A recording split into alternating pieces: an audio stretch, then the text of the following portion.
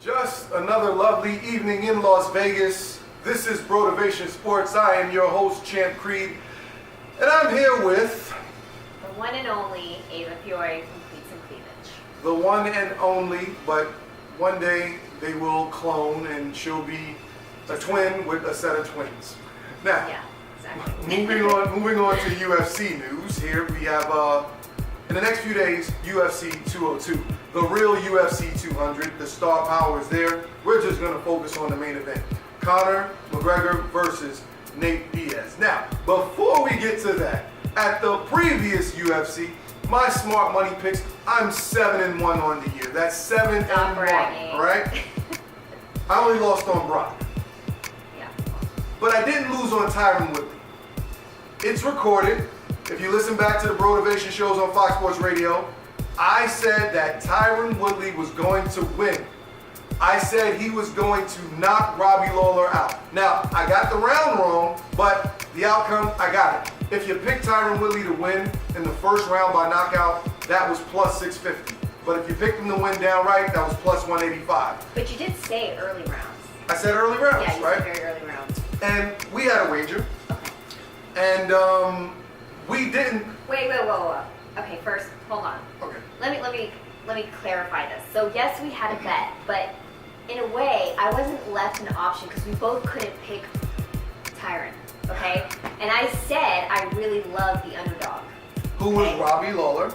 No, I mean, come on. And listen, I said to you, Everybody was on the Lawler train. the Lawler soul taker train. Oh, he's been through wars. Tyron's gonna be in deep water. Listen. 13 months ago on Las Vegas Boulevard, right outside where we're shooting, outside of this studio, I saw Tyron Woodley, struck up a conversation, and we actually said, you know what? You're gonna get the title.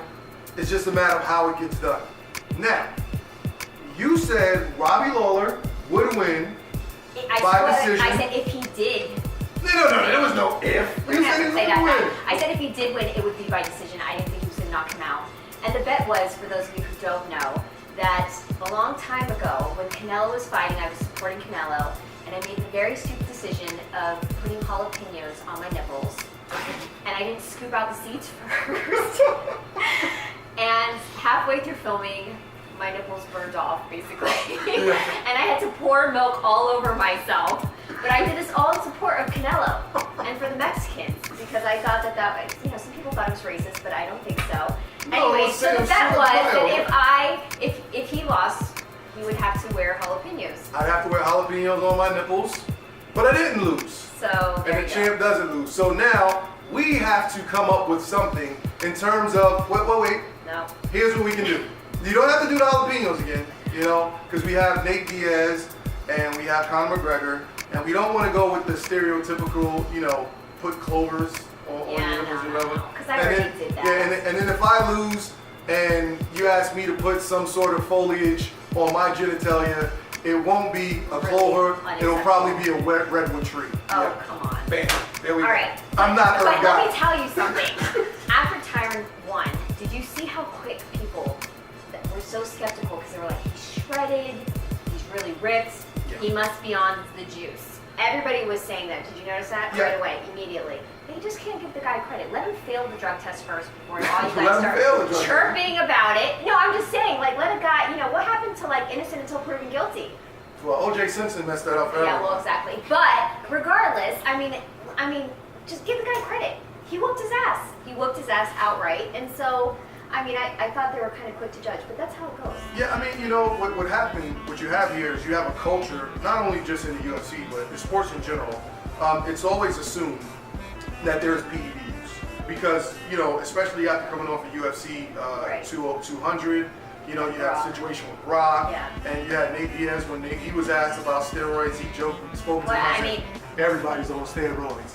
But I don't think anybody understands what he's saying, because he speaks, I don't even know what language he speaks. he speaks thug language. It's terrible. It's thug I love when streets. Rogan's interviewing him, and he just stops every once in a while, looks around, and is like, I'm sorry, what did you say? Can I get a translator? It's so bad. I don't understand a word he's saying. The last fight, and I was like, I'll blame it on the fact that he's just pumped up with anxiety after he whooped his ass, Conor's ass, but no, if you replay all his interviews, they're just terrible.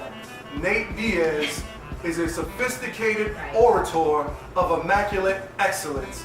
And only the very few that can understand the refined language of the 209 know that when he grabs a mic, he's straight pimping. So that's what he's talking He speaks about. the language of kicking your ass.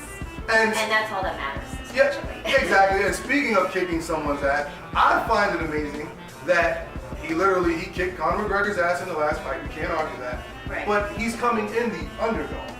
Now, from a technical standpoint, we're going to break down what can and what can't happen and what has to happen. But just from an overall standpoint, I think that, March, they had the fight. They're fighting now. It's not that long. I mean, it's not that many months difference. Yeah. What has Conor McGregor, or what can he do? What can he do? Like a DJ over here. What can he do to become more efficient? And what has he added to the tool belt to be able to counter Nate's strengths? I don't know. Do you have any idea? Well, I think that obviously Nate took it on a very short notice. And that being said, Conor also has to adjust his fighting style. But take that out of the picture. Conor was not conditioned properly. It was almost like seeing Ronda when she fought Holly.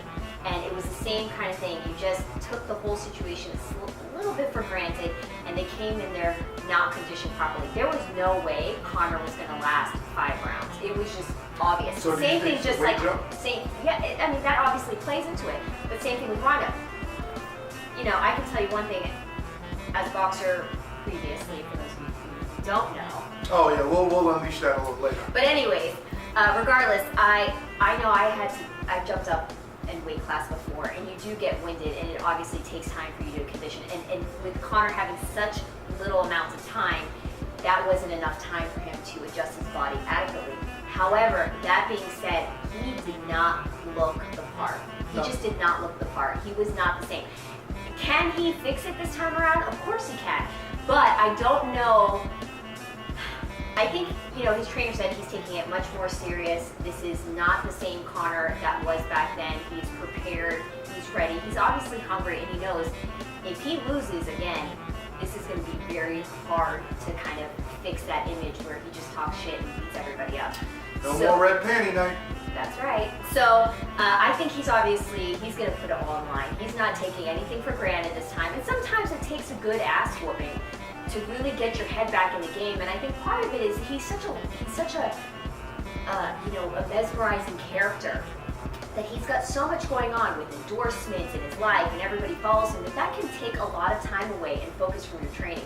He has to kind of take that out, go back to the book, start from square one, and really focus and hone in on his skills, and kind of put all that other crap in the back burner, and then just see where he goes. I mean, Nate Diaz, he's going to come in there too very prepared. Nate Diaz looks a little sloppy, but he doesn't have that build.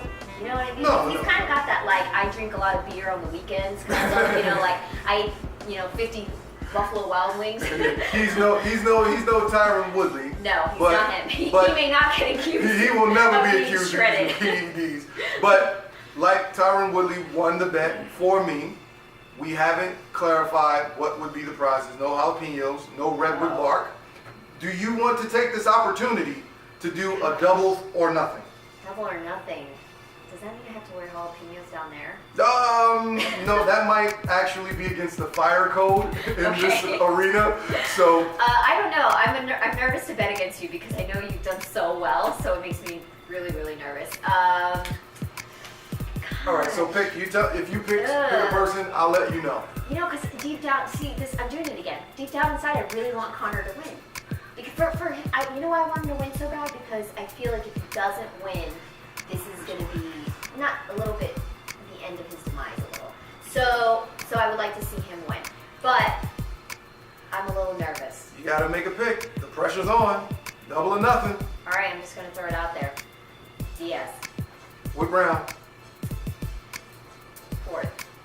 Fourth round? Yes. Okay. Well, I will make my smart money pick after the break.